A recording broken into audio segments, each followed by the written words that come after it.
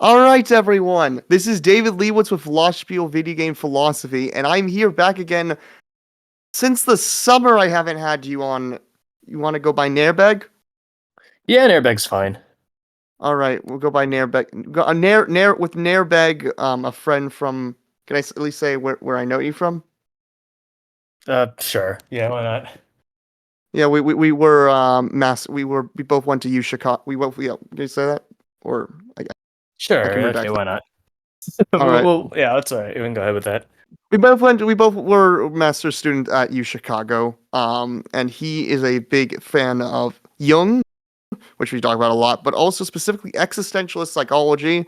And I feel like specifically for this video, as much as I know that if I could, I still like to show Cooper this. Are obviously the ultimate Jung expert. Entropy loss syndrome. Have you heard of this term? It's a strange condition. Those suffering from it will experience an irreversible chronic dissociation of their physical structure. This means they will slowly fade away, and the process is barely noticeable to others. You can still run, jump, and talk as usual. Everything seems normal. But then you'll start doing everything slightly slower than others. And then even slower than that. Until the lines between your body and the entire world become blurry. You won't be able to tell reality from dreams because they have all been shattered. So how could I possibly resist it? I mean, can you imagine? I can actually free myself from this icy medical cabin in this dream. I can forget about all the doctor's advice. I can listen and see and touch and think and understand whatever I want with my body. Just like this moment.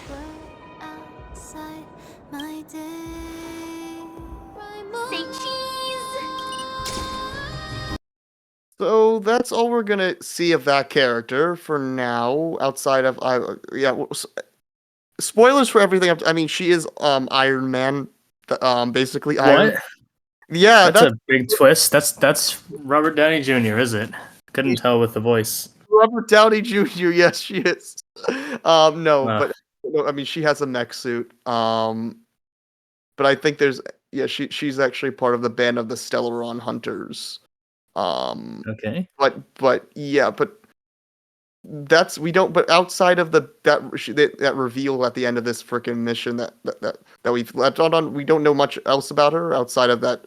She doesn't how she wants to. She's I think born of a lab experiment or something, and she's like a weapon, and she doesn't have much left in her life, so she's just trying to find meaning in her life where she can.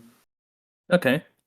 So, As you but I do. think the most important thing. So there's that, but there's also just the idea of living in a dream. Oh, I can when I'm in this dream, I can do whatever I want, right? I can free myself of this chronic illness. So what do you think about that? One quick check. So for the entropy loss syndrome, is the idea that she would dissolve into the dream, or that she dissolves into No, what's going not on there? not in the dream. No, outside of the dream, she would dissolve. Inside the dream, she Ah, would. got you. Yeah.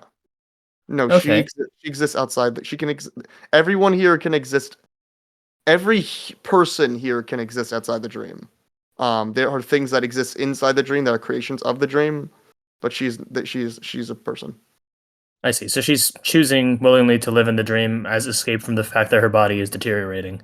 Yes. So what do you think about do you Okay. think is that a philosophical conundrum? I mean, I suppose it's the same as if you can have I was thinking of in Inception, right? There's an entire den of people who are willingly living in the dream for like an incredibly long period of time, both in the real world and also in the dream. Precisely because I think the way it's framed is they say they come here to be woken up instead of to go to the dream, because for them they've been in the dream so long that real life is the equivalent of what we would consider a dream. And so there is an idea of kind of immersion within fantasy, especially as escapism. You can imagine like a French existentialist would probably say that that's in the phrase is something like bad faith, I think, where it's like you're not willfully taking upon the reality and the tragedies of existence and you're escaping away into what's fundamentally a lie. But I don't know how that works in the cosmology of this world, so, for all I know, maybe this is totally fine. I don't know. But one thing that is interesting was the description of entropy loss syndrome. Oh, sorry, go ahead. I mean, the next things we'll talk about the dream. I mean, we'll talk about the dream. Again, as I told you, this again, there's a whole civilization that has made itself inside of this dream. She's not from originally from here. But I feel like with a lot of these characters, actually, the most amount of these characters are not actually from Penacony. I mean, this was a prison colony that then basically found there was a bunch of dream dust or something called Memoria that came together and people started showing up in each other's dreams, and then some guy who called himself the Watchmaker or Mikhail like made it a habitable place. It's Nicolas Cage. Basically, yes. So there's that movie, but yeah. Okay, well that's actually kind of interesting because it seems to me like one of the things that you can do in the dream, if there's an entire society going on, then there is still like interpersonal connection and all that kind of stuff too. Yes. So one thing that might be worth talking about is within the Inception example, or within any example of escapism, there's an idea that you are somehow neglecting a fundamental existential responsibility you bear by fleeing from reality. But the question is, can those responsibilities also be met in this hypothetical case? And if so, then that tells us a little bit more about exactly what these responsibilities are that you have in existence. So something we might say might be, perhaps you're supposed to remain embedded within the network of, I suppose, social connection, something like that. Social connection is probably a little bit too clinical sounding even. But the relationship with the other, something like that. That's something that would certainly be lost if you were cloistering yourself away within your own private little fantasy world. Whereas over here, you can actually still very much have relationships with other people. So that does tweak things a little bit, I would say, which is quite interesting. Yeah, you see, I mean, here's the taking a picture. Yeah, they're saying cheese, yes. Exactly. So, and another quick thing, actually another note, this is a bit of a more fleeting note, but for entropy loss syndrome, there was a phrase that she invoked, which is that the boundary between, I don't really know exactly how she put it, but something like the boundary between the self and the world dissolves and you kind of just blur out into nothingness. And what that reminded me, well, the dissolution between the boundaries of self and world is also the language that's used for describing certain kinds of self-transcendent experiences. Yes. Usually in the form of like, if you... Yeah, so I thought that was interesting. It seems like it's kind of at least that depiction of death is fascinating, because it is fundamentally a depiction of death, but it's death as seen as distribution of your fundamental essence across the whole of existence, which is, that's one interesting way to put it. And it sounds sort of like perhaps a Hindu mythos, maybe. But yeah, so all very interesting little ideas. Let's just go right to this. Sure. 以前ある人に言われたことがある。 Oh, here you go. It's in Japanese. I hope you're happy. What? Is it just that was just because I didn't like Paimon's voice the voice acting. The Paimon was just excruciating to listen to. You also didn't love Acheron in English, but oh no, I thought Acheron was fine. But yeah, it was well, for the sake of time. Here's it in you gone ahead. It's fine. I mean, again, she is Japanese coded, so it's fine. Sure. ピノコニーは昔はこうではなかった。ピノコニーがこんな風であってはならないと。私は宴の星の現実と無境を歩き、何度も明ける闇夜を見た。人々のために時が止まり、精神の豊かさと貧しさもそれぞれの尺度で永遠にとどまっている様を。だから美しい夢の崩壊は必然だと思う。もしかしたらその全てを変える方法があるかもしれない。そうかもしれないな。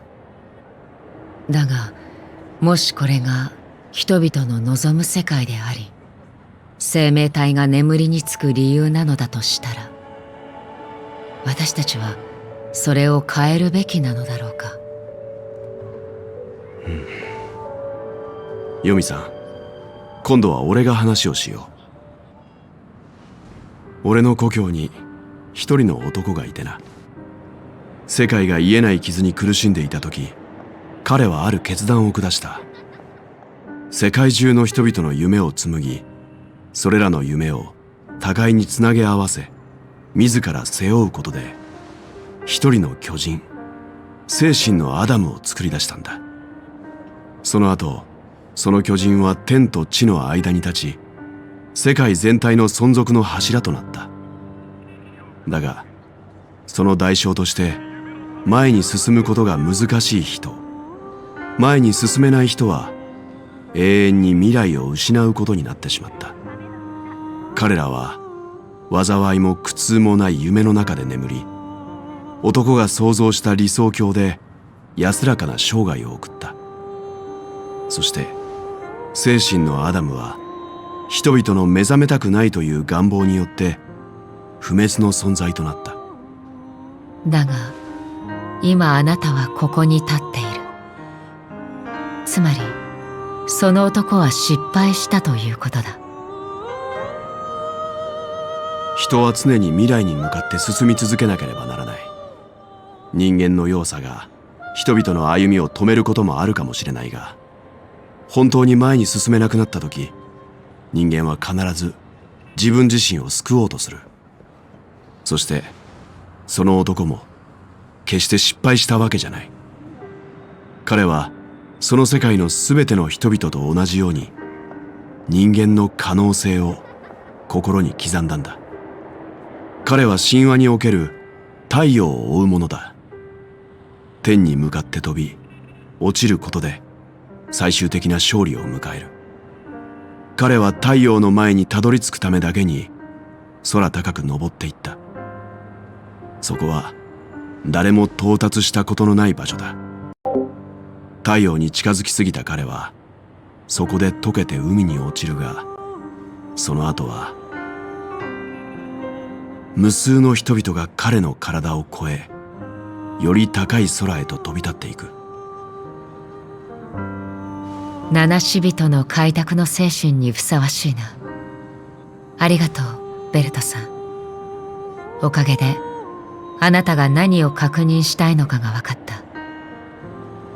宇宙には似て非なる世界が無数に存在している。そしてその世界には似て非なる人々も無数に存在する。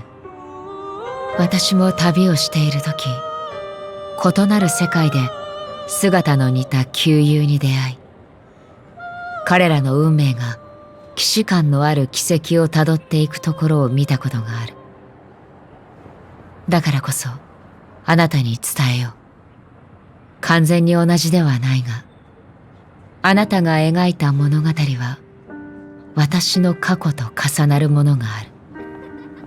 そしてその底の見えない夢の中で、私はその男の命を終わらせた。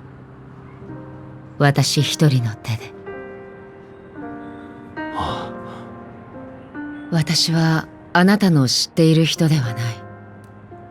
故郷もあなたたちの世界のように幸運ではなかった。それは残念だ。いや、あなたの疑念を晴らせるならそれで構わない。だがそれでも聞かせてほしい、ヨミさん。I do realize there's a scene. I feel like I need to still find it because there's a little bit earlier where they basically say that people cannot, that the dream is deteriorating because of death.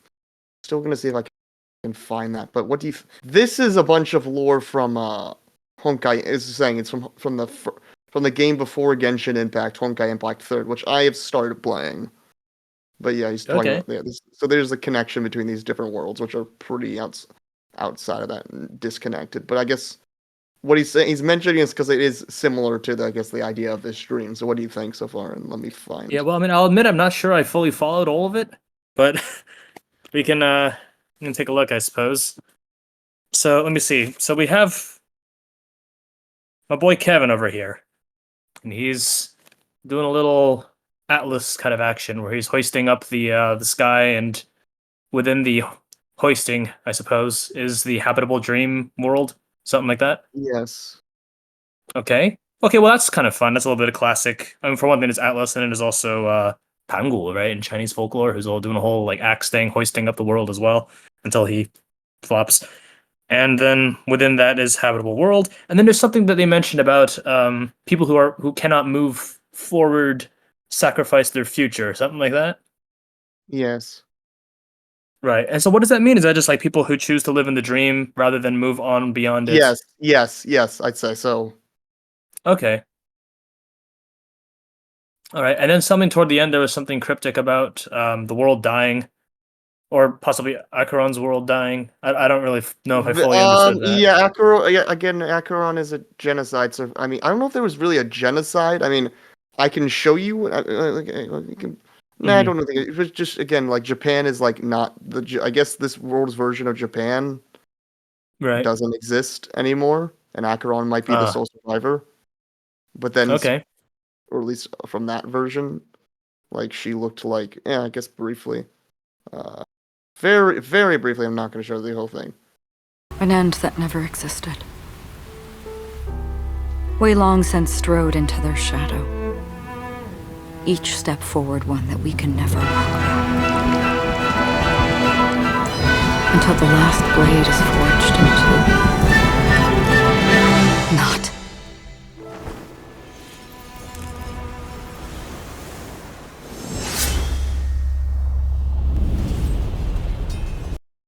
Yeah. So that's who she actually is. Okay. Yeah. Even after that There we go. chilling tragedy, This is this what I really dream wanna show you. is still running effortlessly. Other than the family of the Harmony, it's hard to imagine any other power in the universe that could sustain a building of such magnitude. The family itself is a huge, perfect building. Like a living idol. Each member of the family sees themselves as a piece of the divine puzzle, revolving around a singular core and a shared ideal.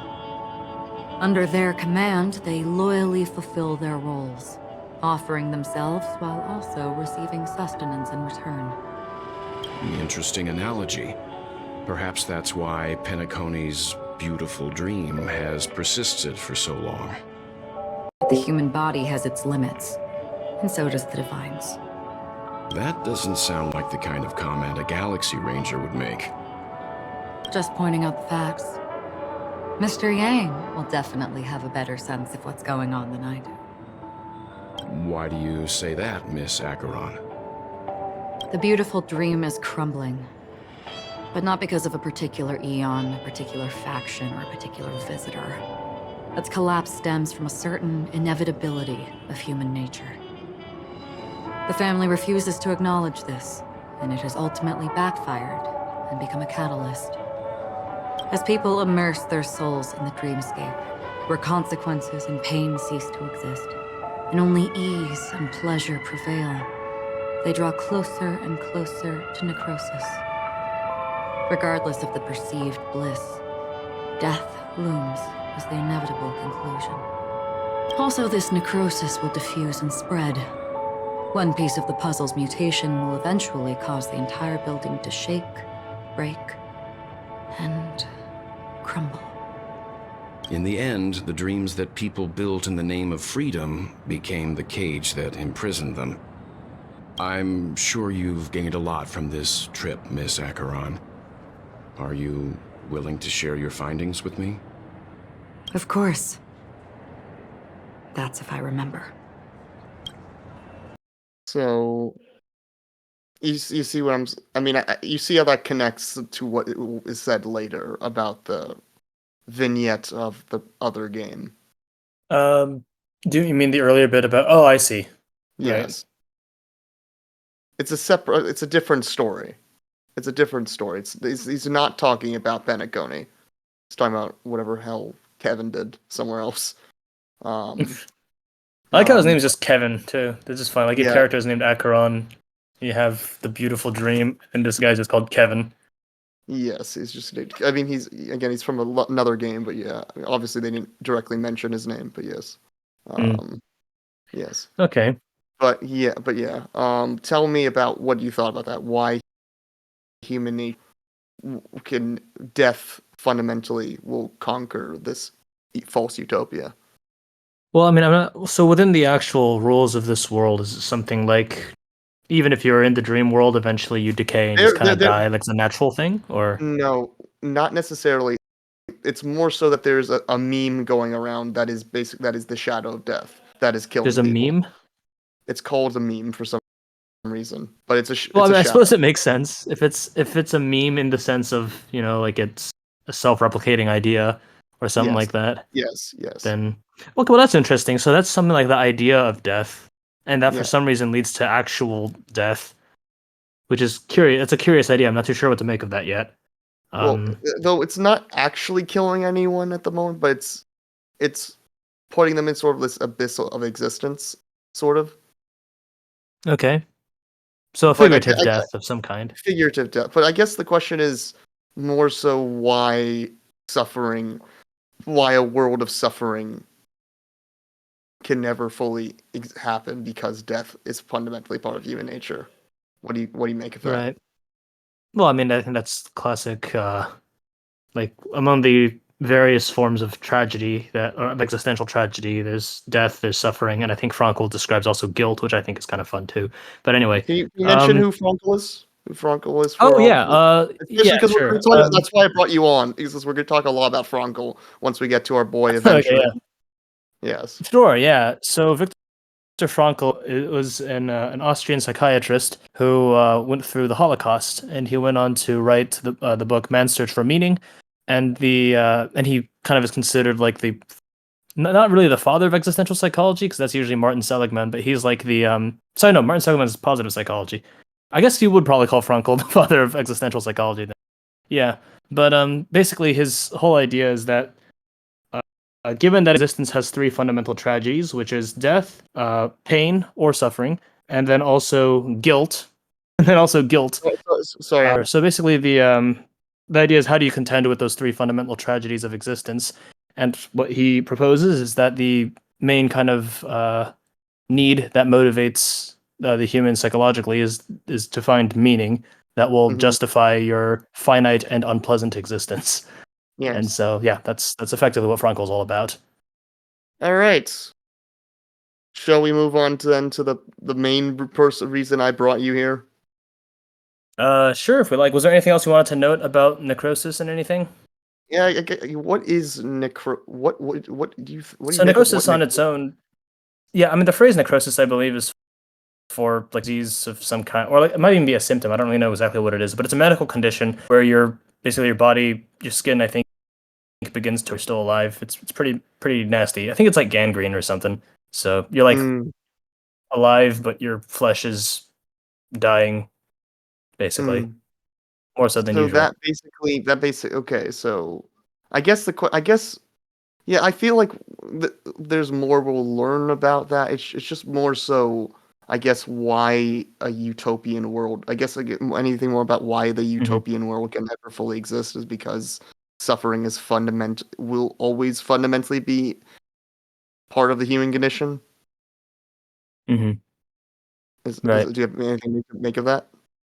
Well, I mean, I suppose the other thing that's mentioned there is that the people have run away to the dream. So, as noted earlier, to escape the cruelty of existence and the kind of tragedies and pain and so on and so forth. But then it seems to me like the idea is that the escape, or at least to take it in the form to respond to existential tragedy by trying to escape it, it doesn't seem to work so well because it inevitably catches up to you. Even if you manage to live most of your life fairly free of suffering, which I don't think is very, likely to happen. But let's say hypothetically you do that. Nonetheless, there's death waiting for you at the very end anyhow.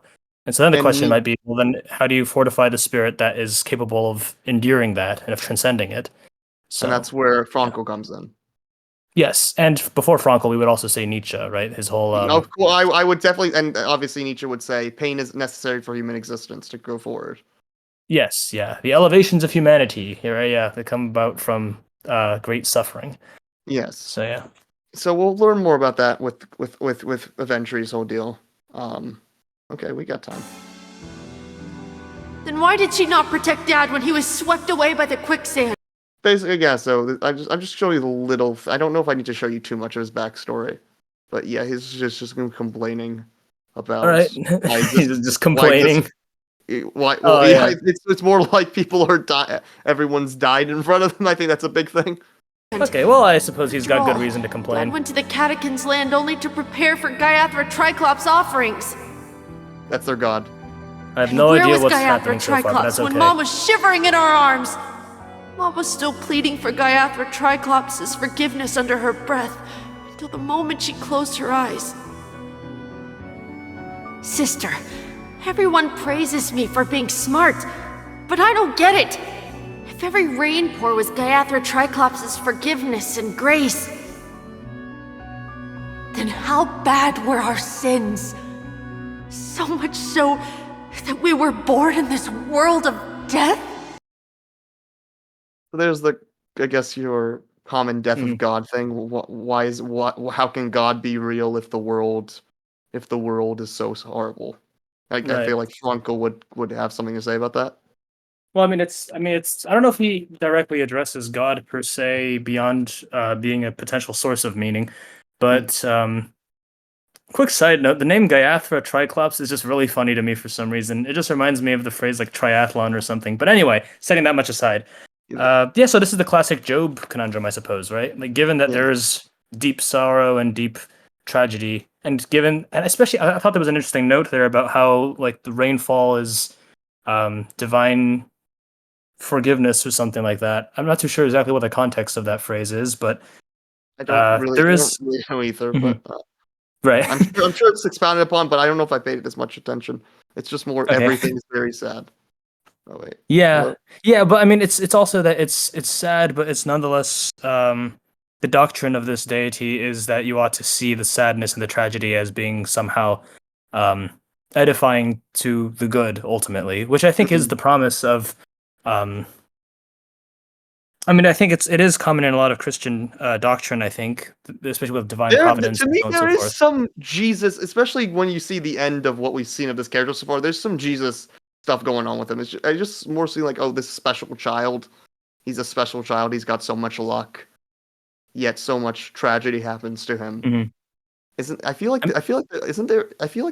a story about? I feel like there's got to be some myth. I feel like it's in Judaism or Christianity about a character with so much luck, yet at the same time so much tragedy happens to them. Can you think of anything? I'm not sure about luck per se. I mean, again, like going back to earlier, the story of Job is probably a good approximation. Story of Job. So much good things happen to him, then everything, then Satan just makes a deal with God to say, hey, let's just screw this guy over, and God's like, sure. And it's and like well, I mean, I suppose, but like the interesting thing is that and what I kind of appreciate about the book of Job is that it does end with God basically kind of saying like. Basically, you don't really even have the. I don't know about right. I don't know if he says you don't have the right to ask, but like basically, you can't really ask and expect an answer, and that really he doesn't really owe you an explanation, which is a heck of a thing. But it also I think is very insightful insofar as a lot of the tragic things that happen in life don't have an explanation, and so you just kind of got to roll with the punches because the alternative is curse God and die, which is what Job's wife tells him. And to turn away from whatever good might exist in existence in spite of its tragedy certainly doesn't help the tragedy. It just makes the tragedy worse. So, that's something that's worth noting with regards to this existential conundrum. And let me see, what else can we say? I suppose just going back earlier to the rainfall as forgiveness or something like that. It is just nice in doctrines such as that in Christianity, when the doctrine preached is not just that everything is nice and going to be redeemed per se, but that there is also just kind of an apparent randomness to the tragedy, and it's especially and not even just the tragedy, but also a randomness to the blessings too. Because if you're in Job's position, and as you said, you're very lucky for most of your life, or perhaps it's not really luck, because we don't know if he got his the good things in life by being lucky, or if he was genuinely a hardworking, virtuous person. But either way, setting that much aside, existence can be very pleasant for a time, and then it can also take a sudden swerve for really which goes abysmal. back to the necrosis in the dream, right? You mean, well, how do you mean? You mean like the idea of death is always there? Death is always there. Death is always there. Mm-hmm. Death is always there, and it's more so. No matter how far you try to run away from suffering, it will eventually come to you. Mm-hmm. I suppose, yeah. I mean, especially if what you've described is that the guy's lucky, and that's where most of his pleasantness comes from. I think the most soul-rending, if you're in Job's position, is if you've honestly done your best to confront tragedy and suffering in a noble fashion, and you're able to transcend it, and then nonetheless existence takes a sudden swerve for the really, really abysmal, and things just go absolutely awful for reasons that you can't really understand. That's when it really sucks, because that's when it's like, I've played the game properly, and things are nonetheless not working out for me. And so, that's plenty of reason to go, to turn against existence and to renounce it and all that kind of stuff. I don't know where this character is going, but that's, he's basically renouncing existence, as I was telling you. Now let's just, connect. Wish to face your... Oh, here we go. Sounds pretty Jungian, I'd say. I remember okay, I see. You wrapped that iron chain around your fist, for that is the only tool you could find. Then, in that maze, you defaced your past. Yeah. Unwilling to admit that your life is worth only 60 tanmas. Well, from what I see, you refuse to confront it, because it only proves your weakness. Would you say that's textbook shadow? And potentially. I think there's... You need to see more? You need to see more? Because the character's never called a shadow. Neither of these characters are called shadows. I mean, they don't... Okay. There's the closest thing... The character's actually... is actually his future. Okay. Oh, well, that's interesting. Okay, sure. Tell me more what you think might... Well, I'll have to see a little bit more first, I think, but he doesn't really act like his future. He just acts more like his shadow, like his unconscious, rather, which is weird. He just more acts like the parts of himself that.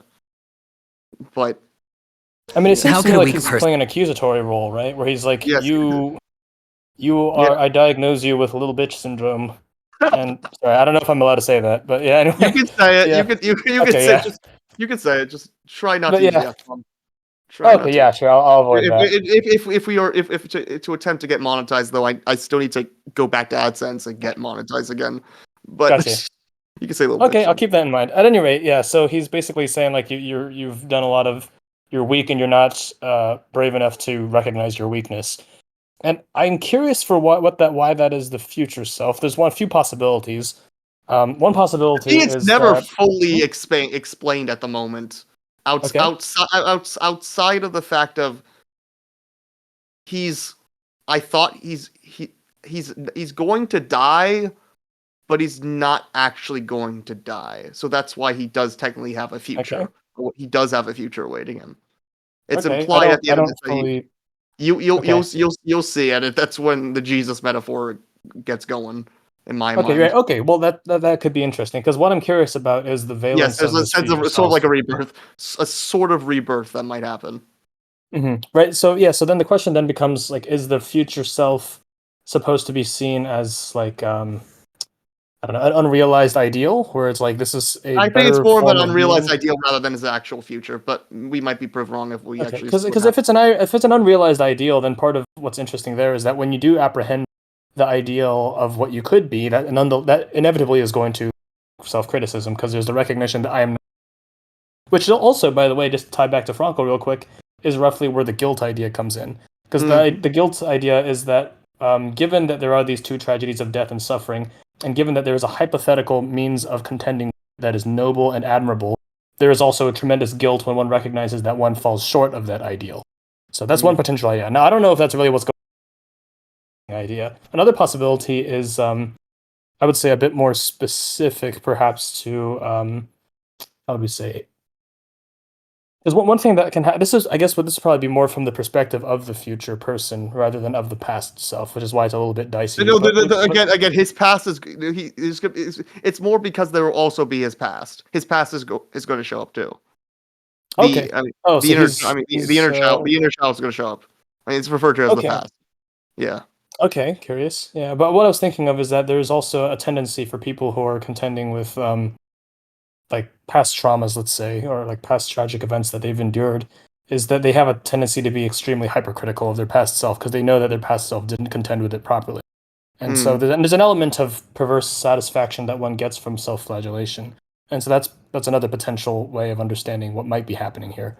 But which I think in some sense is actually probably a related phenomenon to what we described earlier about the apprehending of the ideal is also the recognition of one's own shortcomings. How's this comparing to everything else I've showed you about with Genshin so far? Is it good? I mean, I know I'm doing it in a very like out of context way, but I mean, it doesn't have Paimon's voice in it, so that's nice. Yes, and I think the Paimon equivalent you don't have to hear that much, and also is I think a little lower. Oh, thank goodness. Oh, yeah, wonderful. It's more of a boy. I think it's Pom Pom is genderless, but is more of a boy voice. Just straight up to Lindemann, just like low German growling. No. That's right. Okay, you love the no, thrill still of danger. Just a boy. But he refused to let go of meaningless sentiments. Even in this beautiful dream, the only thing you dare allow yourself is death. I don't know if there's also a line where he says the only thing you could think about is death, but this is basically it. Like he says, you constantly go back to the idea of death. Okay. Do you make anything of it? What exactly is this future self accusing him of? It's like, you love the thrill of danger, you refuse to let go of meaningless... let's continue. Hands, those who follow you could have become Joker cards. They're far more useful that way. It's not like this is the only place the family ever cut corners. You could have had tons of action if you weren't so all or nothing. Again, I mean, the guy's a gambler, right? He's literally his powers are freaking money. Okay, I didn't know that, but it's good to know. Yeah. I told you that over the phone call. We probably forgot that this guy's casino man. This guy's like, I don't know. I mean, he doesn't fight with cards, so he's not like Gambit. He fights with chips and coins, and his ultimate move is just roulette. So yeah, a Russian variety, or I mean, if it hurts you, I guess it's the Russian variety. Oh, all right, okay. But I mean, it sort of ends with just coins falling on the person. So, yeah. Okay. I shall now dump all my loose change upon you, and it shall do tremendous damage. Yeah. All right, right on. Yeah. All it takes is a meager sacrifice. Oh, right. You were saying? No, right, I'm just trying to figure out exactly But the fun thing is, he's not actually from here, but he fits the thematic of the area so well, because like the Penacony's, like, at least the golden hour is very much just Las Vegas. There's definitely some Fallout New Vegas vibes going on, but actually like in the future in a way, but more modern in the present at the same time. Like, okay, there's more just a specific dream enemy that you fight that looks very a little bit like Yes Man. Do you know New Vegas at all, or no? I'm afraid I'm not too familiar. I hear it's a good game, but I don't know much more beyond that. All right, but I either way, casino vibes. Okay, sure. There are slots here. It's very. Let me see if I can digest this a bit. So we've got Gambling Boy over here, and he's let me see, what's his deal? So he's apparently very keen on playing like the thrill of danger. Well, how about I play more? Okay, well, clarify some things, sure. Without a fuss. A pity you're not him. Well, you wouldn't be in this state if you could just get with the program. And why couldn't you? Out of professional integrity. Those techniques you mentioned are highly efficient, but it's not that I don't know about them. It's more like I couldn't care less. Get it? What fun is it if the fight isn't fair? Fair? You assume your opponents would fight fair in the first place. Okay, we could just we can skip right here. I'm not sure I'm fully understanding. But I don't know what's. But here we go. The odds are obviously. Expression right now is hard to think. You mean it could make all the cards on the table just disappear? That's cheating. If these leaves could be brought back, would they bloom into new flowers? Your expression right now is hard to put into words. The lucky charm Mama left you is made from gold. Why did you never consider selling it? You obviously could have lived a normal life like Big Sis that way. Looking back, that was the better choice. Mama only. Okay, right. A good way I think to think about this character outside of surviving a genocide is that okay, he survives a genocide and then he becomes a slave. Okay. So you obviously know Les Mis, right? Oh yeah. Yeah, Trev, I think love this that. I think this is a very to me in a way you could think of this character as a very nihilistic Jean Valjean, but sort of became more of a Mr. Thénardier, but still no okay. Okay, a nihilistic Jean Valjean that became more like a Thénardier, but also became Javert. It's weird. Okay, interesting. I mean, nihilistic Valjean is also done in Stephen Sondheim's Sweeney Todd. I thought it was done very well there. But anyway, so he's got a lot going on then. So he is somehow a Javert parallel. Like, what does that mean? Like a man of the law? That doesn't really sound very much. I mean, he's under a. I mean, he's under I guess an international interstellar order that's I think is sort of some form of law enforcement. Okay. That's only where Javert comes in. So he's working for like Interpol but this, or something. This whole idea is mainly his own of what he wants to sort of do to quote unquote shake up Penacony. Like that's his own idea.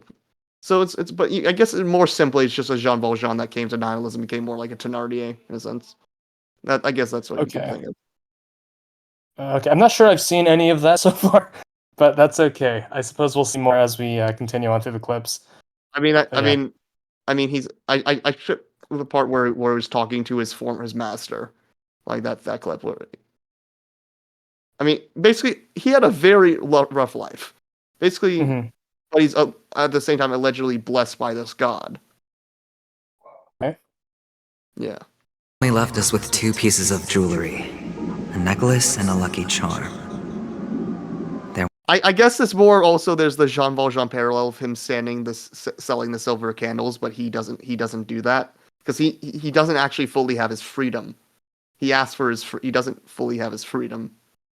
Like he's doing all these things. Indentured servitude or something. He's sort of in indentured servitude, you could say. I mean, he's not under his master. I guess he killed him actually, his master. But okay. Maybe apparently, but somehow he worked under the IPC. So. Yeah. Okay. There won't ever be a third piece. That's what you always say, but you actually regret it, don't you? That you didn't sell them. You can zip it if there's nothing to talk about. I know. You must remember what Big Sis told you. You're a child blessed by Gaiathra Triclops, and can lead the clan to happiness. So always remember to protect yourself and never resent the pain and poverty you're going through. There's Job right there. Would you say that's Job? Yeah, I mean, insofar as it's like don't resent don't resent would have to be specifically like do not turn against the good, I suppose, right? Like, because insofar as it's like I don't know. Let me see. I'm not too sure to what degree Job is called to not curse God and die, because he is destined to lead the clan to happiness. I don't think he has that assurance. That's more mixing. That's more mixing Job with Jesus and Moses, right? Job was never Messiah. Like, obviously, again, there's some Messiah shit going on here. Mm-hmm. Well, there's something interesting there too, because in the story of Christ, at least, there is also a similar thematic point He's destined to die. I mean, he's destined to die. destined to die, and then he contends with it. Like, he seriously has some pretty rough times with it in Gethsemane, but then ultimately he willfully embraces the reality of death and suffering, and then miraculously is resurrected through that. So, there's like a kind of optimism to it in the end. Whereas over here, it sounds like, especially with the tone of voice, it sounds like it's a mocking, chiding kind of voice. So it's sort of like, the spiteful, like making a mockery of the promise that was initially given to you by God, something like that. The words still ring in your ears, don't they? You're a good kid, so you definitely won't have forgotten. So, you surely won't forget how tragic her last moments of life were. How the piercing laughter behind you felt like it was drilling into your heart. You ran away without looking back, just as she told you to. Tisk, tisk. A lifelong regret indeed. There we have guilt. Right. Do people actually pronounce the word tisk tisk when they say it like that? I thought they actually just make the sound with. Never mind. I think this guy is he just talks weird. That's just his vibe. Yeah, that's just how he vibe. goes about it. It's his Okay. vibe, and it's also a figment of his mind. So there's also that. But Okay. Anyway, lifelong regrets. Right on. What is the regret actually? Is it that he didn't turn around to try and save his mother, or yeah, something else? I think so. Yes. Okay, sure. So yeah, okay, yeah. So that's, and he's like a child at this time, right? But when his Yes. mother died. Okay, Yes. yeah. So that's kind of nice, right? That's something like a guilt that doesn't even make much rational sense, because it's not as though he actually could have done very much if he was a small child. But guilt isn't especially rational per se.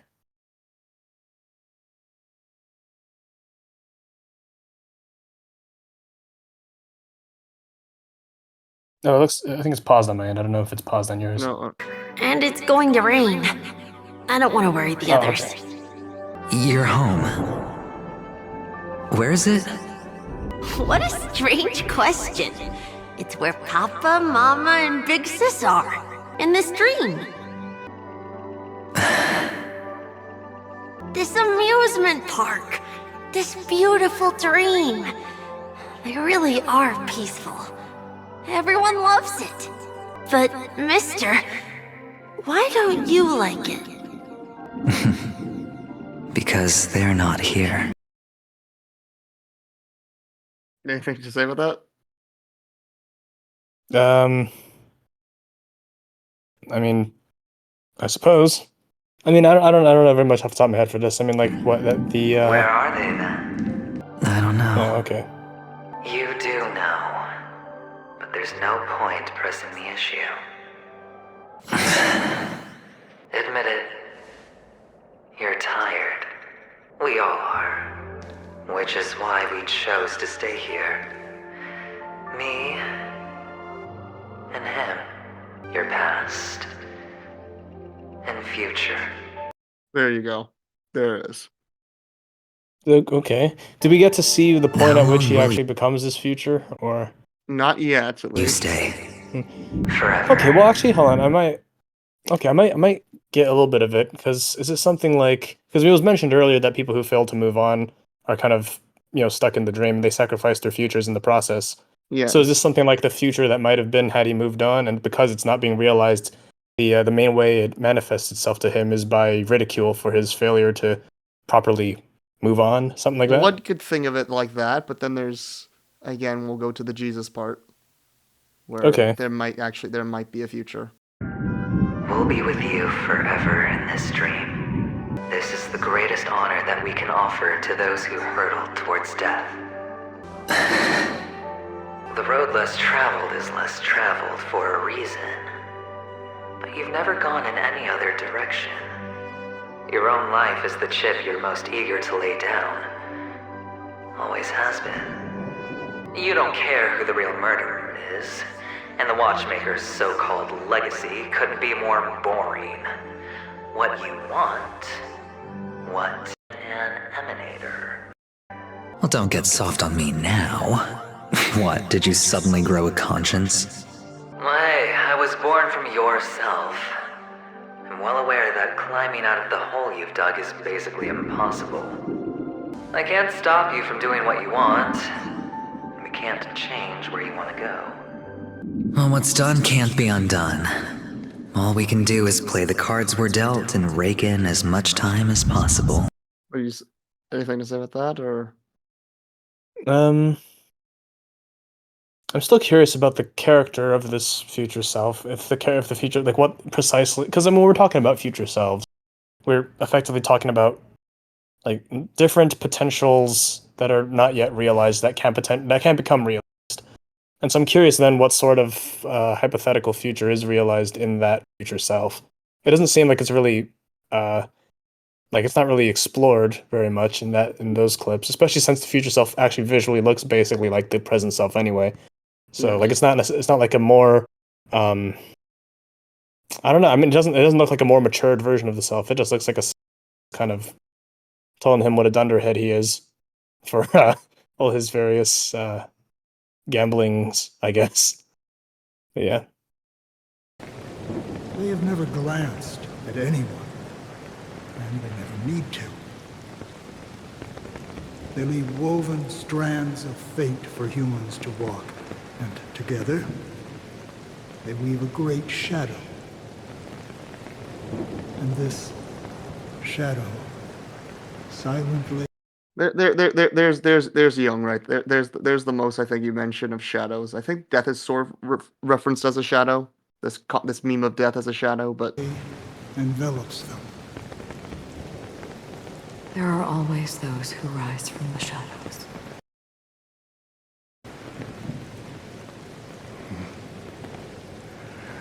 They mostly become a part of the shadow. In your eyes, am I the same? You still have a strand of color.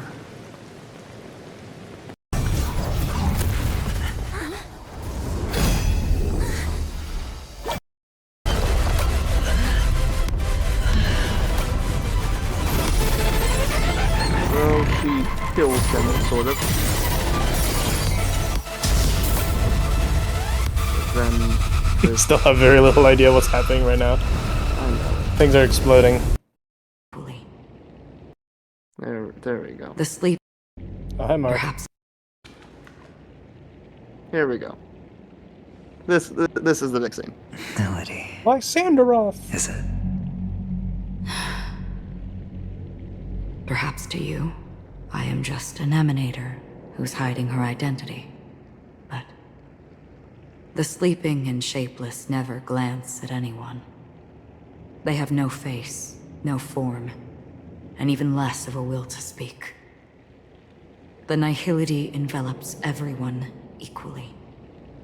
Only some who have gone under their shadow can go farther, tainting themselves with more nihility.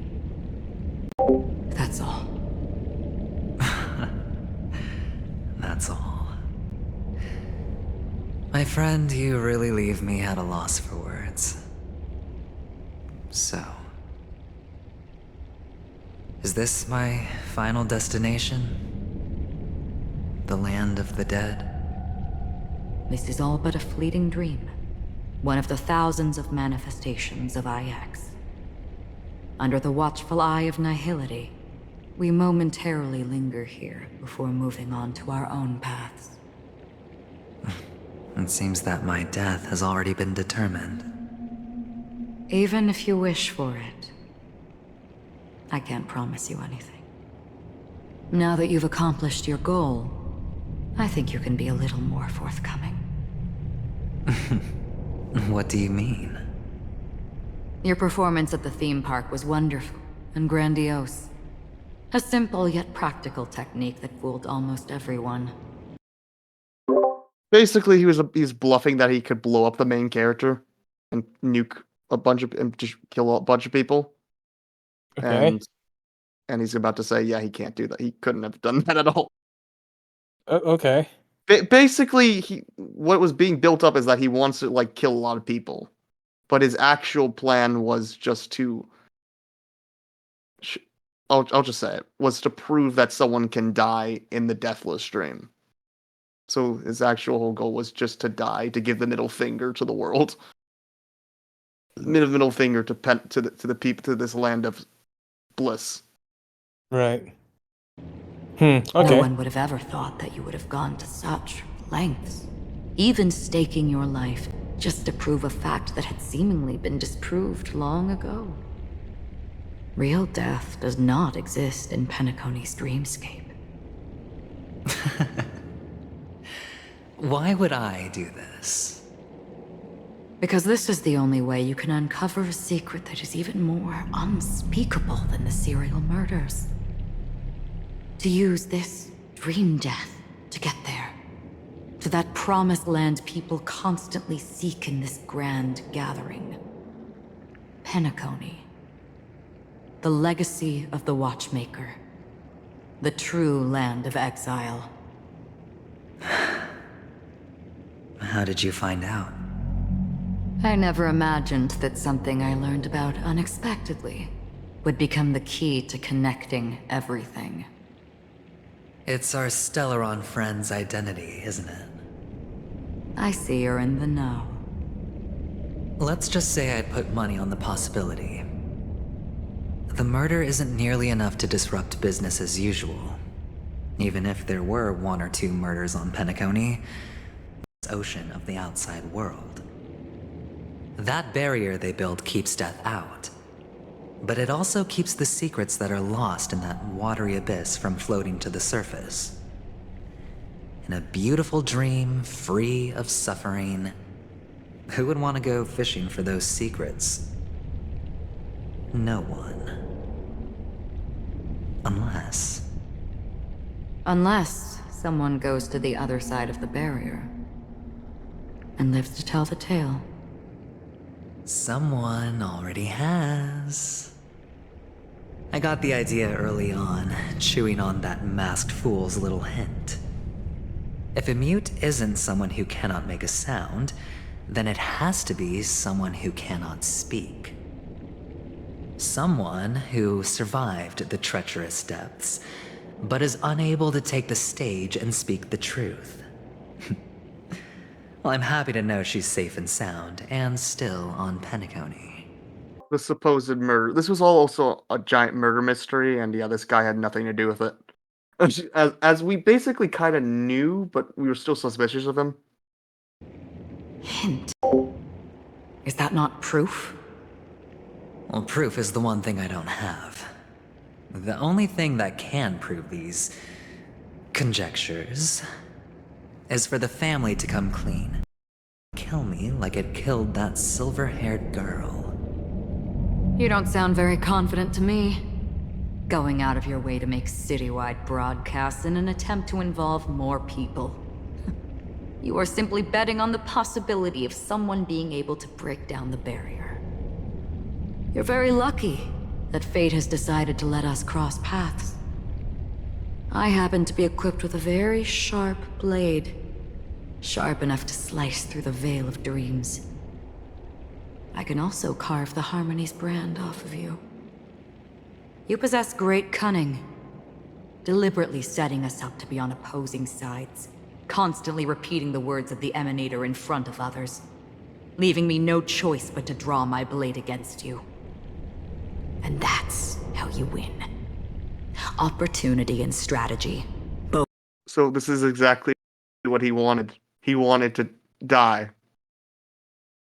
And he won. Okay. Both are essential. Well, die. And in your quote, plans, unquote. wake up from this dream and go to where you should be. Your gamble is not over yet.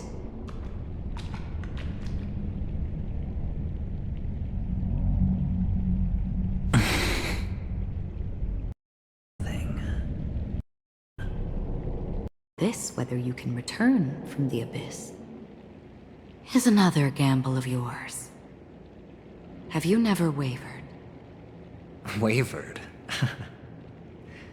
Of course I have. But I can only bank on my own good fortune. as someone who has traveled on that road, can you tell me, why are we born into this world? If it's just to die. I don't think this and never have. Nor do you. But the Nihility envelops you and I. And everyone. And because of that, it's pointless.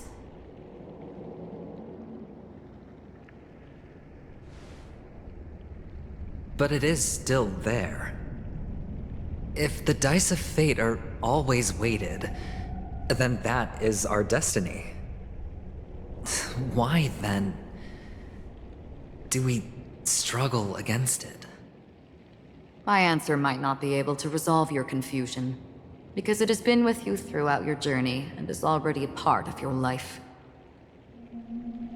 But you said, sleep is the rehearsal of death. So why does life sleep? Because we are not ready to welcome death. So you can definitely understand why we want to be prepared. Even if the ending has been predetermined, that's fine. There are countless things that humans cannot change. But before the end, there are many things that humans can do while on their journey. And because of this, the end will thus reveal a completely different meaning. Take a good look at your pocket. Your friend has already given you the answer. Good luck.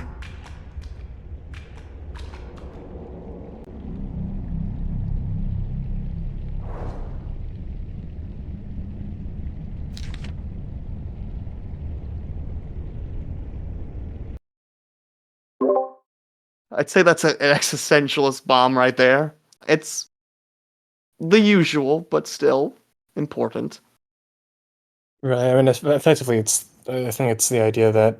Well, It's well, just Frankl. one thing that's kind of It's fun, Frankl. which is Is this Mhm. Frankl? Is this basically? Yeah, I would say mean, there's a pretty decent dose of Frankl there, and it's also there's an interesting thing that was that death may take on a different meaning depending on how you've lived life, and I think I think that's very much true. that's Nietzsche. I mean, it's Nietzsche as well. Well, I mean, it's Yeah, everyone. I mean, I think it's a lot of people, yeah, but yeah, I mean, it certainly makes sense, right? Because especially, and I think I've heard it framed in some cases where it's like there's some people who are suffering so much that they welcome death, and it's like, okay, that's true, and I think that it can also be such that if you live your life in a particular way, you can reach the end and you can kind of depart with it as equals. I think that's an idea that's invoked in Harry Potter, actually.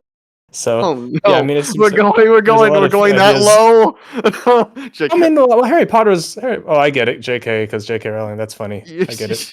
Anyway, but the idea is the same, right? It's the idea that it is possible to contend with life such that its ending is not necessarily a hellish tragedy or something like that, but actually a neat and good even conclusion to the story. And so then the question is, how do you live a life such that you can reach the end? And of course, you're not always fortunate enough to have been able to frame your story such that it ends in a nice way. Sometimes you get hit by a bus and get isekai'd off to somewhere. I don't know. But like, you don't get to control any of that. Yeah.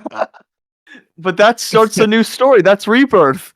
That's rebirth right there. If you're fortunate enough to be in an isekai story, yeah. But like, if we're, I'm being facetious there. Obviously. But yeah, I mean, you get struck by a bus, and sometimes life just ends. But nonetheless, and that kind of goes back to our earlier idea from Job, right? Which is that, yeah, you get struck by a bus or something terribly cataclysmic happens and you're caught off guard, but like you still live your life such that you are in alignment with whatever good may exist, because to do anything else is to worsen everything. So, I think that's the first idea. Now, there's one thing about Frankl. Is there anything specifically about Frankl would say about this? I guess going back to also again the fact that this character is dealing with his own again. The first line I showed you is why we're reborn into a world of so much death, right? Right. Because he is literally watching all of his people get killed. Yeah. So yeah. So there's definitely a Frankl thing there, insofar as Frankl also lived past. There's an interesting observation Frankl makes, which is that for people, and I'm not too sure if this is exactly the same as what's described here, but it was the idea that for the people who survived the death camps, or at least a lot of them, were folks who had reason to survive. And so there was something like they and like he was such that Frankl could recognize that the kind of giving up on life was what usually preceded, well, death. And so then there's some idea that like you can live your life such that you succumb to the tragedy, and there's no real blaming anyone for that, because like that makes a great deal of sense to give up on life in the face of such horror. But then of course death presents itself to you as this terrible thing that you then surrender to. And perhaps there's even serenity in it insofar as you're escaping from terrible, terrible pain. But it's still not. The it's still observation that you can't actually die in the dream. You can only be quote unquote dormant. well, that I don't. I mean, that insofar as there's some idea that you can wake from it. I suppose it's different from actual death, but like at least as far as we know. But what about the sleep is rehearsal for death? What about that line? That's finicky because this. I mean, I'm not too sure exactly what they mean by that. Did they mean that dreams? Doesn't Socrates? I feel like Socrates or Plato's. Either. I feel like they say, I feel like I heard someone say that sleep is rehearsal for death. Yeah, it sounds familiar, or at least some association between. I mean, when we fall asleep, it can either follow with a dream, right? It can either follow a dream or it can follow nothingness. It can follow the nihility, you could say. Right. I mean, the nothingness is only there because we don't remember the dream when we wake, so it's just a blank. Which I guess is the closest we can have to remembering what it's like to be dead, which of course is impossible, as Heidegger points out. No. What I'm saying is the nothingness is like, your brain's done, so now there's no more brain activity, so no more dreams. That's what I'm saying. Mm-hmm.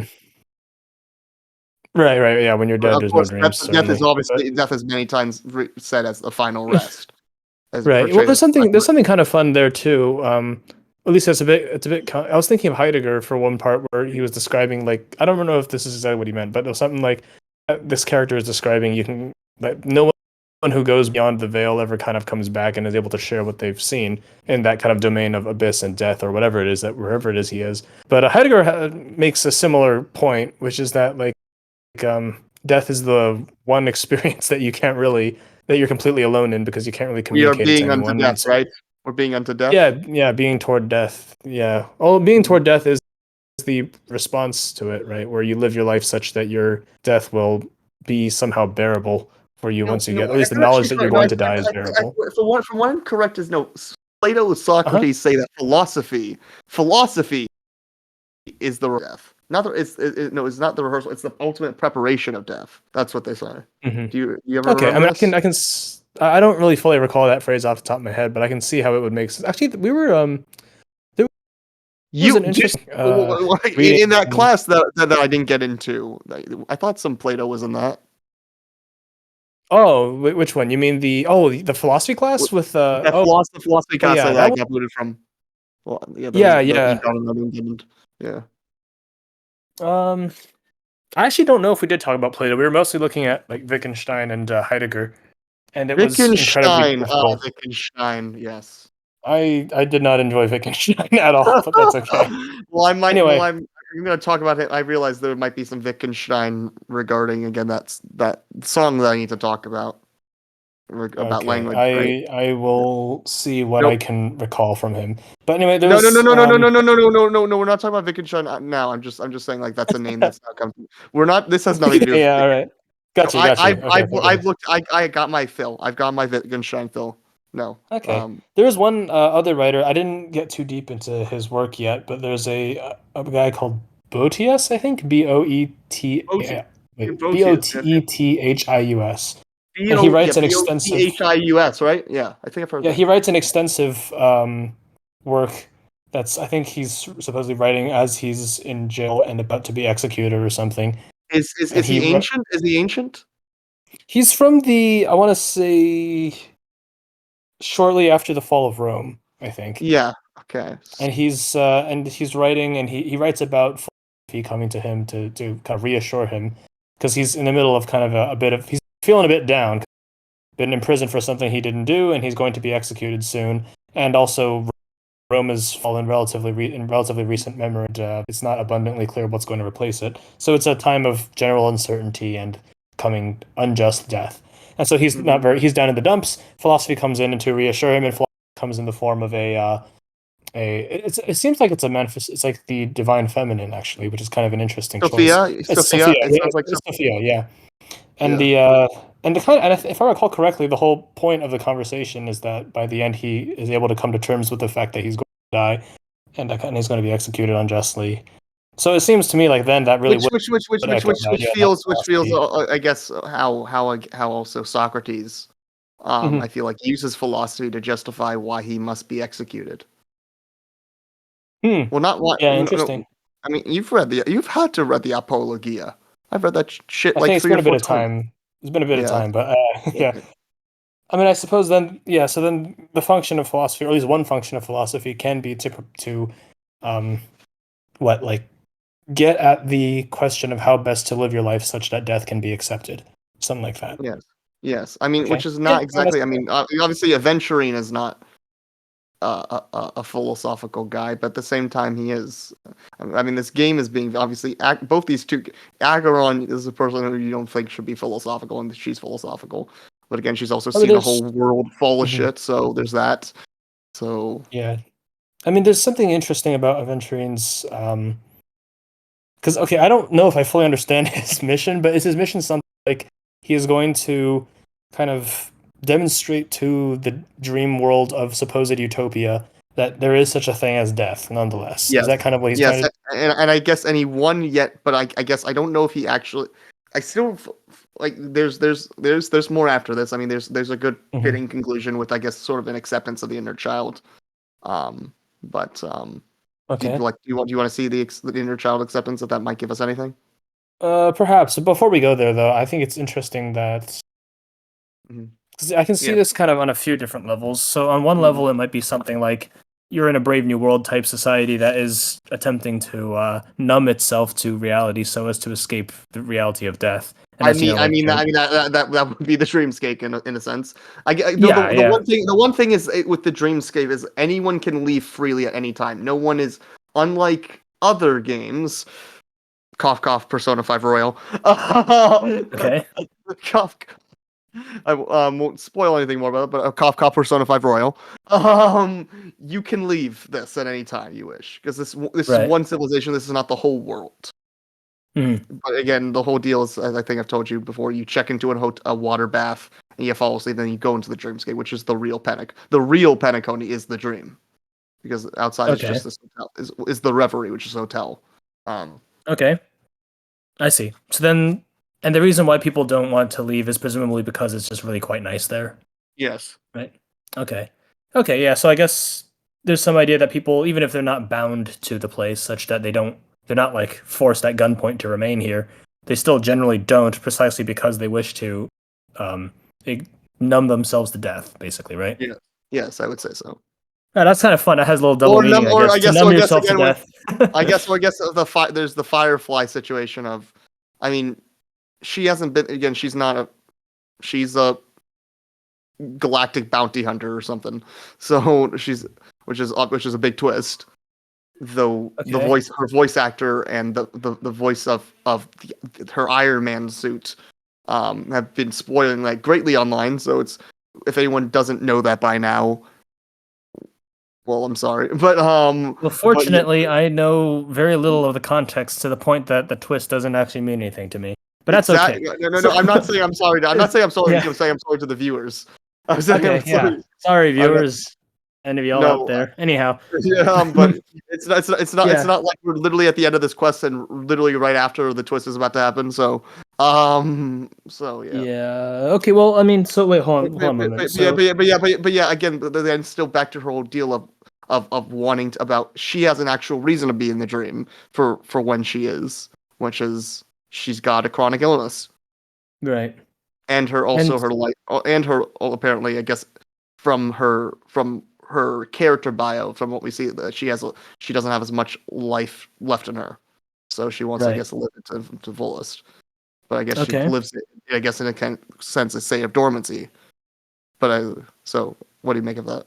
I guess. Well, I mean, let me see, because I'm still thinking a bit about Aventurine's whole motivation about wanting to prove that there is such a thing as death, because you can see that on.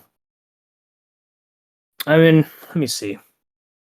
Because there's one thing also, if we go back briefly to like say a lot of standard practice in Christianity, maybe not necessarily as part of the doctrine, but the way that it usually shapes out. There's a certain element of happy talking, I would say, where it's like you just kind of in the face of every tragic thing, you just say, "Oh, it's okay, it's all in God's hand." Like, fair. But And that goes back to Gaia Triclops, right? That's basically exactly, yeah. And so then it seems that part of what the character is doing is he's announcing, well, I mean, it's not all fine. There is death coming, and it's going to be awful. And he very much says at other points again. I mean, he literally just asks again the biggest question of all time: why are we born into this world? Which you say is how on the nose is that? He just flat out says it: why are we born into this world if we're just going to die? So and so he's the guy who's kind of the one who's making clear, in spite of all the willful blindness, we might say, that there is such a terrible thing as death, and there's something kind of good about that recognition, we might say, especially since it looks like he's about to go on a rebirth journey. Because then the really radical thing is then that you can puncture that hole within the comfortable domain you live in, and then you can actually survive it, and then you can come back and actually bolster it through what you've discovered beyond the veil in the voluntary confrontation with death. And that's the same story as the Christ. And it's also the same story as a lot of the classic heroic. This character's Jesus. Literally, the first time I saw him as a baby, is like, this is a blessed child. I'm like, I mean, obviously, the more direct thing is also Moses, but again, like, well, Jesus is supposed to be a descendant of David, but there's obviously a lot of Moses similarities because he goes off into the desert, which is supposed to be a Moses connection, right? Because they say, well, the desert is also a Jesus connection, right? Jesus also has no. I'm saying I'm saying in Jesus, the Jesus story, Jesus goes off in the desert. Oh, sorry.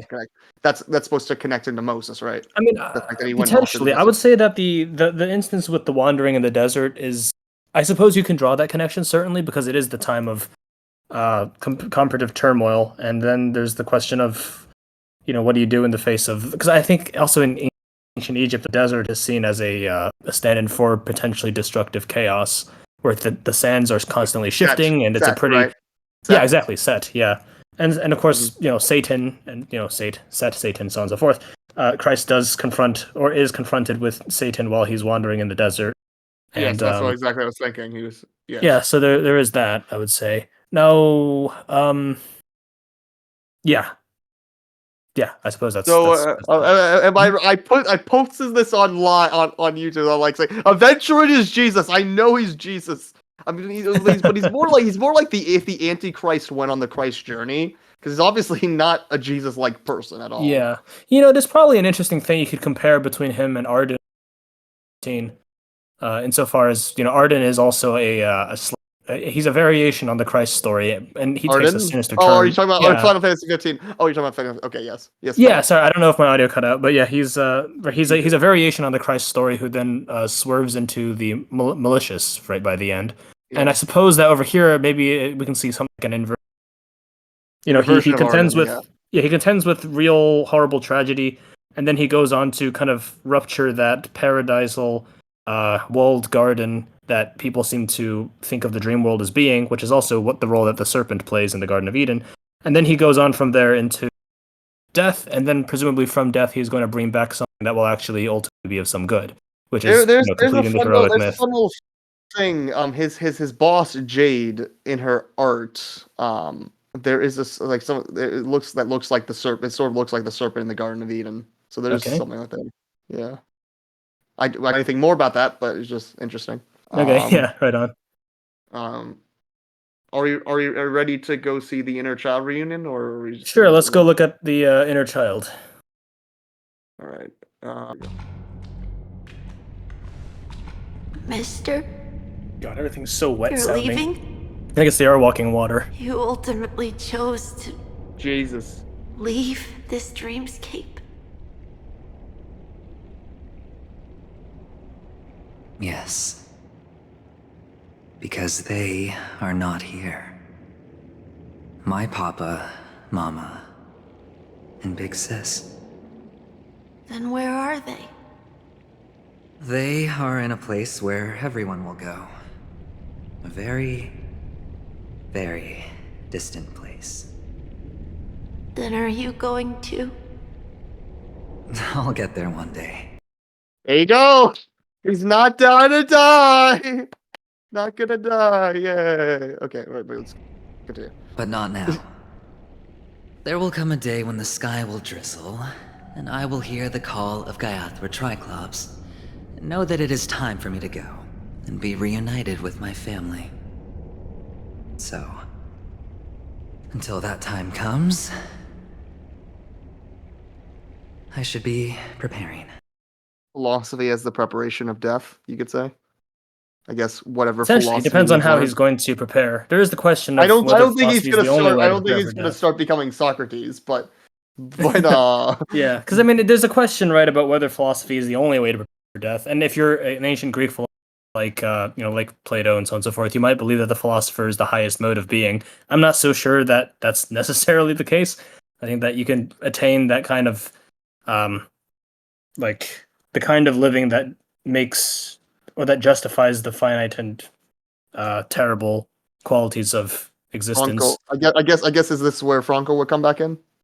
Yeah, I mean, like I don't think Frankl says that you can only find your meaning in life. I think he said. If you say philosophy, no, because he's a psychologist. But he also he's clearly a fan of philosophy. And the guy was in the Holocaust again. He wasn't a psychologist yet. He found his meaning in life by just persevering unto death. Well, actually, he was already working on some like therapeutic work before he was sent to the death camp. Right. I remember that. Actually, I remember. Right. Yeah. Now there is something that's one interesting way to think of the relationship between philosophy and the hypothetical correct way to be, is that I feel like it's better to envision it as philosophy is our best attempt at articulating what that correct mode of being, or at least certain kinds of philosophy, not all of them, because some of them are really weird and I don't know what to make of them, and I don't know that they have immediate impact on how you ought to live your life. But anyway, the kind of philosophy that is about how you ought to live your life, being an attempt to articulate the aggregation of wisdom that has been kind of accumulated from all kinds of people who are going about their existence and trying to live properly. And so it seems to me like it's almost after the fact, kind of from the actual experiential wisdom that comes from living your life properly or trying to live your life properly. And then the fun thing, I guess, then becomes that you can then turn toward philosophy and find something helpful there to inform your own experiential reality of trying to find a way that works. But I don't know that it's the only way to do that. In some way, we might even think of philosophy and I guess culture writ large as being the, I believe Jung puts it as the dead body of the father, right? It's weird. I don't think we've actually thrown out that word yet, even though this is. I mean, this whole story is is just has all like the themes of all of the persona 3 through 5 right here. Okay, not 5 basic, but like obviously the false utopia thing going on, but yeah. But yeah, I guess. How Jungian does this all feel so far? I guess we should get to the inner child acceptance. That's obviously Jung. I would say it's a pretty solid amount of Jungian stuff going on, insofar as it's like accepting there is the class. Yeah, you're accepting the reality of death, and then there's also the miraculous discovery that you actually return from the encounter with death and then bring about something that's good for the world once you return. The classic descent into chaos, you could say. Yeah, I would say it's very much a classic descent into chaos, and especially about this is his crossing of the threshold is done by he doesn't just cross the threshold himself, he makes known to the world that there's indeed such a abyssal horrible death thing that exists beyond it. So that's an interesting conniving sort of is he antagonist? I mean, again, up to this moment, I mean, he is. I thought he was like the final boss of this whole region, but I think there's gonna be. I think in the next update, there's a 3-phase fight. So I don't know if that's more of an epilogue thing, the actual epilogue, but they're fighting this giant like thing that looks. I don't know, but. Okay. But he is an antagonist at least. At least he presents himself as an antagonist. But there's again a lot of the parts of the story of 2.1, you take his point of view, like especially like that whole point, like you are playing as him while he's going into the amusement So park. he's an anti-villain, effectively, right? He's an anti-villain turned anti-hero, I'd say, yeah. Yeah. Okay. I Well, mean, that is interesting. So he does. You do think the guy wants to like blow. Again, you're suspicious For that most he of the might be the story, yeah. murderer. He might be the murderer, and he also, I mean, he does say when you fight him that he's gonna blow you up and kill a bunch of people, but Okay. that's all a bluff. But he Okay. he says he wants to turn Penacony into chaos. But I guess the chaos he Right. actually wants is just the So the truth of death. So he's an anti. Mhm. Yeah, I guess he's an anti-villain, but I wouldn't say he's like a glorious anti-villain. Like he's not still a good person. Okay. I guess he's more of like an anti-villain, anti-hero. I mean, he kind of strikes me as. Well, I mean, because I only bring this up because with regards to how he's the final boss of this update of this. Yeah, and I think that the thing that's interesting to me about it is that he is in his crossing the threshold, he punctures the wall for everyone else too, and it's not portrayed in like a kind of heroic freeing from slavery thing necessarily either. Than more like he's It's very ruined sad. this. It's very he's ruined sad. this The guy's gonna have to wonderful walk paradise. back. Gonna have to find a way to walk back, and the fact that this guy who is the most. If you thought about Kevin was cool. How about Dr. Ratio is a character? Dr. Ratio? There's a character named Dr. Ratio. L plus get ratioed plus touch grass? Yeah, that's basically his ultimate is L plus ratio. Okay, right on. Either way, yeah. So he gives him. So he basically betrays him to this guy named Sunday, who's the head of the family. But then he gives him this thing. Right. There's also a character named Sunday. Jesus, Okay. Obviously.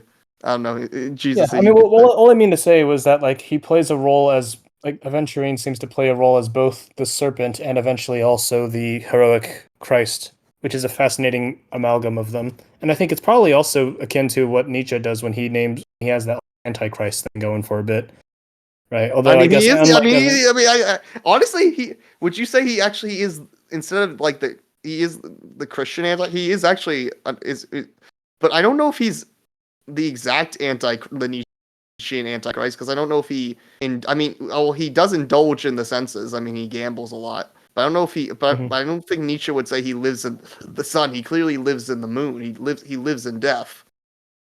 Right, but I mean, what he's doing, right, is to demonstrate he wants to ruin now he's the Nietzschean Antichrist. Now he's become the proper Nietzschean Antichrist, you could say.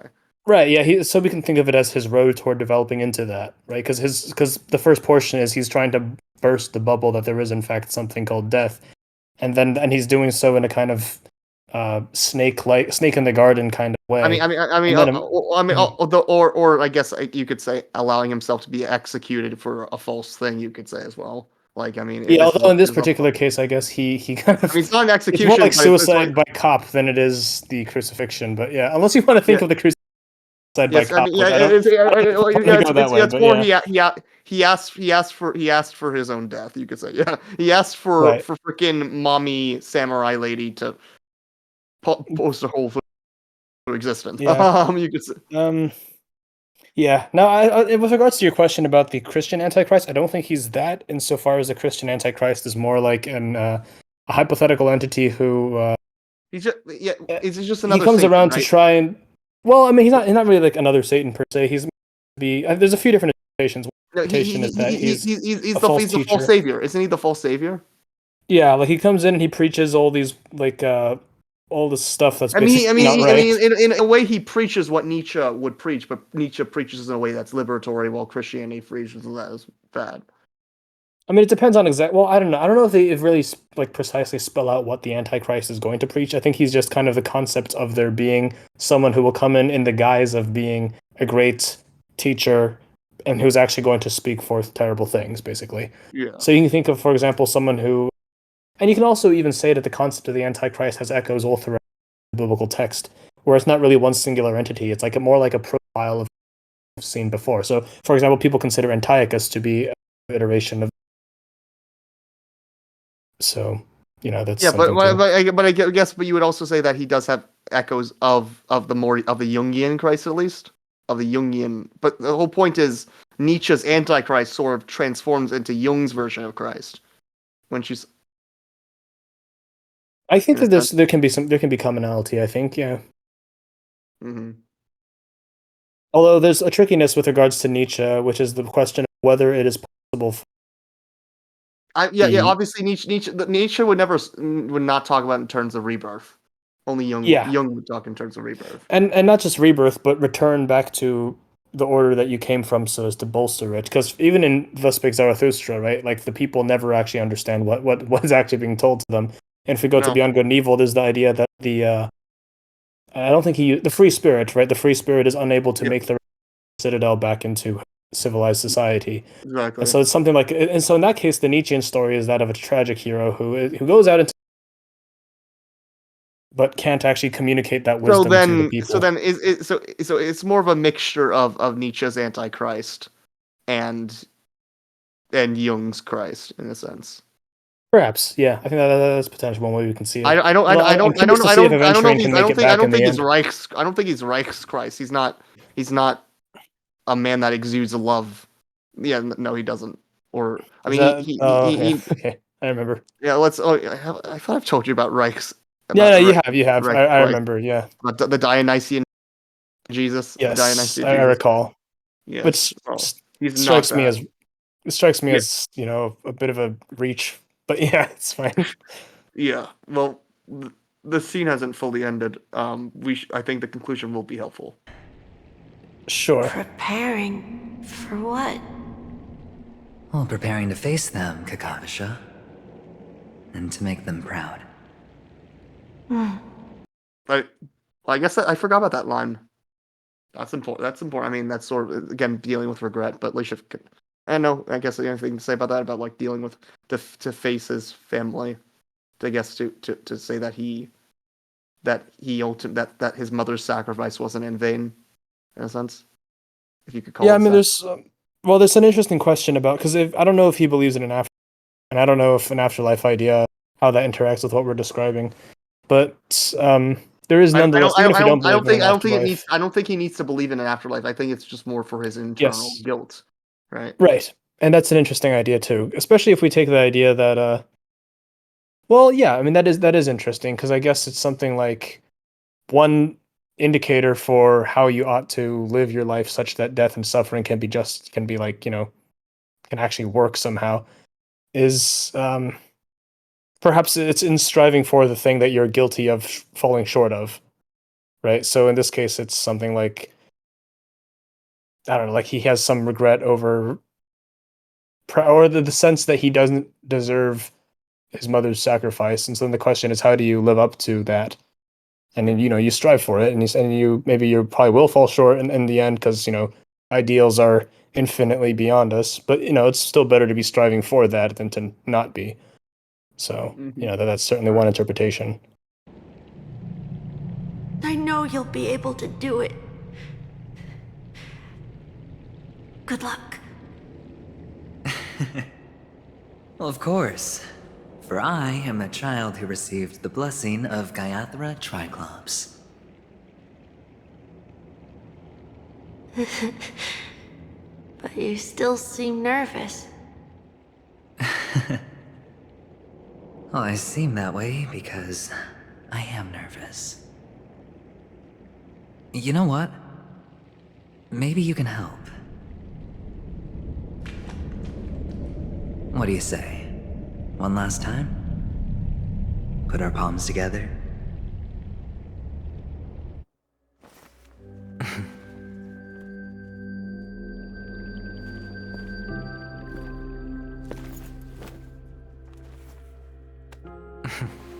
Are you going now? Yes.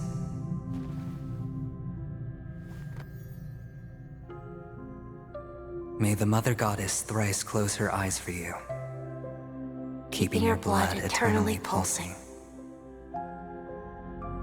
May your journey be forever peaceful, and your schemes forever concealed.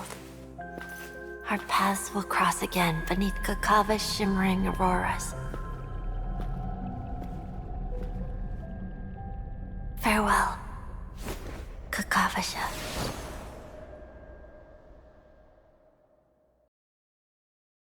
Would you call that an inner child acceptance, or would you call that inner child acceptance? Yes. Exactly. So I mean, what do you make? there's a curious thing about that benediction toward the end.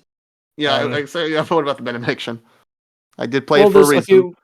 Yeah, so the overall benediction, I thought, the overall idea that there should be a benediction and conclusion of the story for him is, well, it's interesting because it does indicate that he's kind of come to terms a little bit with the, what might otherwise have been what he probably grew up seeing as kind of vapid, happy talk. And I think that's kind of interesting too, because that could indicate something like what Jung describes as the A return to God, in a sense. and it's the rejuvenation of the dead body of God. Of God, the exactly. Father, The they death, say. yeah, exactly. The death of God is being rejuvenated. Yeah. Yeah, so like what was once a meaningless platitude becomes re-imbued with meaning, and that's really quite nice when you're able to do that. But of course, to get there, you have to willfully endure suffering and death, or at least the possibilities of them. A whole genocide. Yeah, there is. Yeah, that'll do it. No. I think before. I think he did believe it before the genocide. I think the genocide itself brought him into this. Yeah, it was right. And yeah, slavery, well, that's still quite. And all that. Still quite yeah. So Yeah. that's all still quite interesting, right? Because it's like what is the proper response when something terrible happens? And this goes back to yeah, Frankl. And I would say also Nietzsche, insofar as it's like when you are faced with something that bursts your bubble, so to speak, and you're plunged into the, death and suffering and the horrors of chaos, then the proper response is to properly contend with it and to properly go through it nonetheless, right? Because to shy away from it certainly doesn't help. And so, yeah, he's gone deep enough into it, and he's done so in somehow the right way, somehow, such that he's able to emerge on the other end with a rejuvenation for the dead body of the father. So it's quite a thing to be able to accomplish, and it's the thing I would say that seems to be what I think it's what Jung would call for, I imagine, but yeah, in part, and of course many others, but yeah. Yeah. So I guess I'll voice it. With hope for the morrow nestled in my heart, I descend into the slumber of tonight. Until the denouement of all comings morrows kiss me, I then embrace the quiet death. This man is different. He lives and breathes in the in every grace. Wait, I forget this is this or if this is about the traveler. Goes quiet, his fate yet demands. Wait, no, actually, I think this might be the. No, I think this is the meeting with Iron Man. Oh wait, His fate no. yet demands him to be the best, like no one ever was. Wait, no. Topaz is the line. Topaz is the line. No, this is Aventurine. This is Aventurine. I was dropping a little Pokemon. His life knows no quiet. His fate yet demands it from his very breath. And now in the unfound depths of dream, that the once falling die has at last landed on its earthly rest. Quietly, peacefully, at last landed. The light of the Aventurine stone has disappeared. This only represents one outcome. He kept his promise and got what he wanted.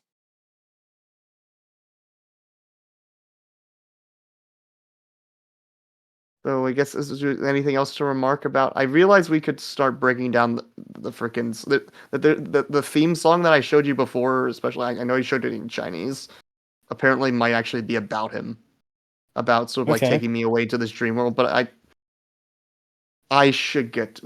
I think we should finish with what I think this is a good. I think good place to end. Well, we finished with the. I'll do a video on White Knight myself. I'll do a video on White Knight myself someday. All right, if you like.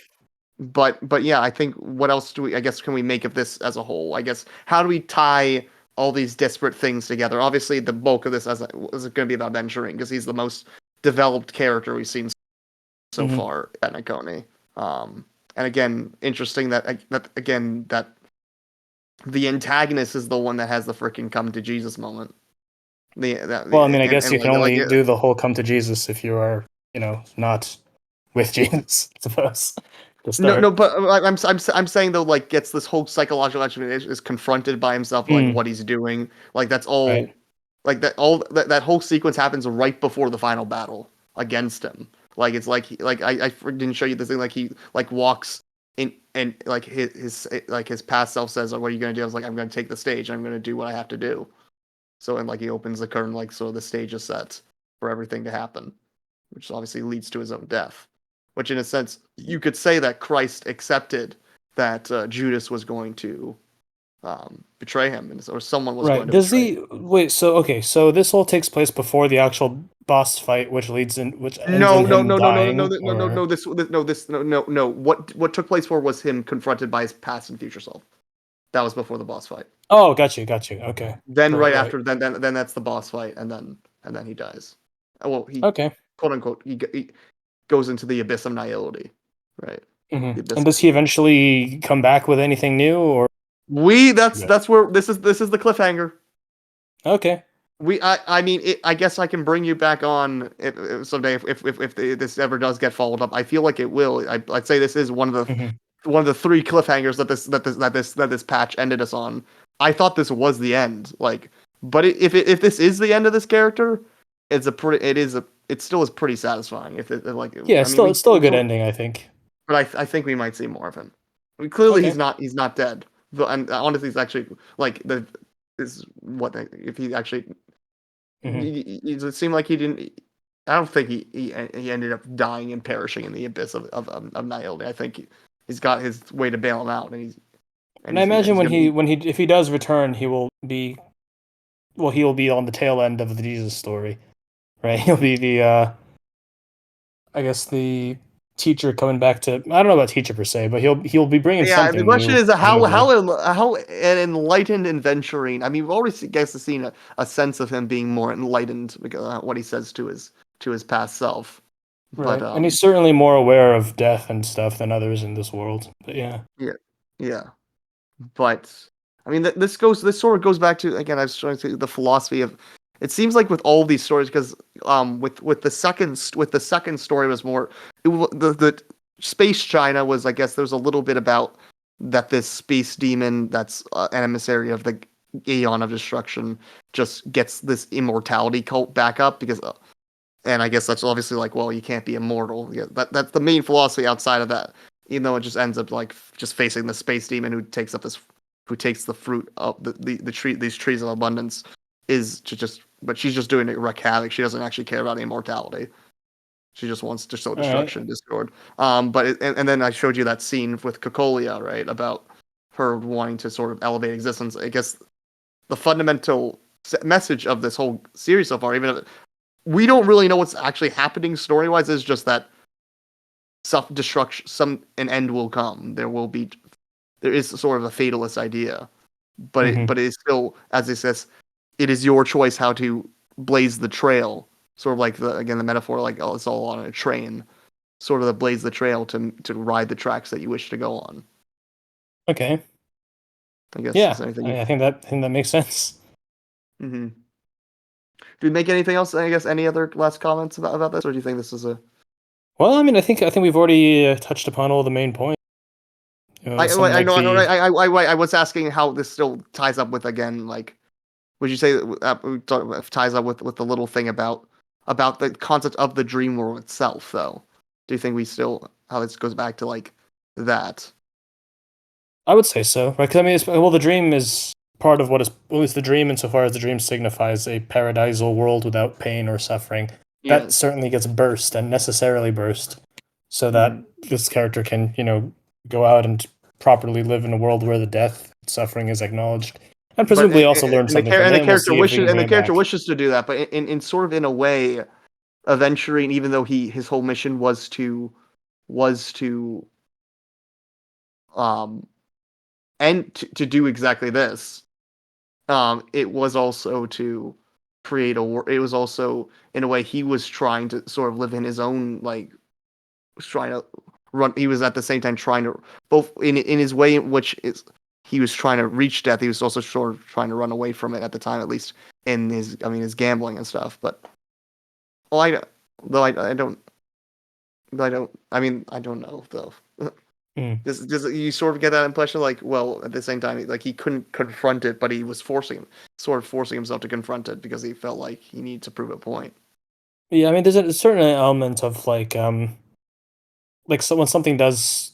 This is also true for meaning-focused coping in psychology, where the idea is that something punctures your initial understanding of, and you kind of have to chew on it for a while. Like you have to chew on the thing that punctured your existence. And in that process of chewing on it, you haven't really fully contended with it, potentially even coping with it in a rather negative way, but nonetheless, you have to mull over it. And once you finally fully confront it and understand it and integrate it into what your understanding of existence is, then that's eventually how you move on from it as well. So we can think of perhaps his entire story as how does he contend with the reality of death. And I don't really know very much about his gambling games, but presumably he plays it in some sense as a way of playing with the idea of death until he finally makes the full confrontation with it and ultimately transcends it. Yeah. So, yeah. So, you see, I told you this wouldn't be as scary as you thought. I know this wouldn't be scary to do some of this. I mean, there's a few points there that I'm still not totally sure I understand, but just because I kind of got dropped in the lore midway. But yeah, pretty interesting material overall. I guess now I guess how does this compare to the rest to what I've showed you of Genshin? I'll have to think back to what you've shown me of Genshin because I don't know that I fully understood that either. But yeah, yeah, but anyhow. I guess you give this Chinese game company some credit, Poyo some credit. Sure, yeah, they're touching on some pretty interesting ideas. So good for them.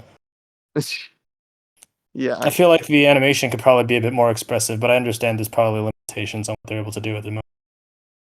Yeah, that is actually a good thing. I guess the animation could be a little more expressive.